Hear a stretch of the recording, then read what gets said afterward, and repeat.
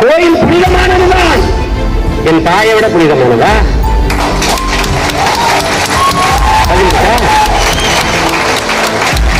அன்னையை போல் ஒரு தெய்வம் இல்லை, அவர் அடிவர மறுப்பவர் மனிதர் இல்லை, மண்ணில் மனிதர் இல்லை என்று பாடியது பொய்யா? தாயில் சிறந்த கோயிலும் இல்லை என்று பாடியது பொய்யா? சொர்க்கத்தை எங்கே தேடுகிறாய்? உன் தாயின் காலடியில் இருக்கிறான் நபிகள் நாயகம் ஸல்லல்லாஹு அலைஹி வஸல்லம் சொல்றாங்க. அது பொய்யா? உலகத்தின் எல்லா செல்வங்களையும் ஒன்றாக திரட்டி தராசின் ஒரு தட்டிலும் தாயின் பேரன்பை ஒரு தட்டிலும் வைத்தால் தாயின் அன்பு இருக்கிற தட்டுத்தால் உயர்ந்து இருக்கின்றான். அதுதான்டா உயர்வானதுங்கிறான்.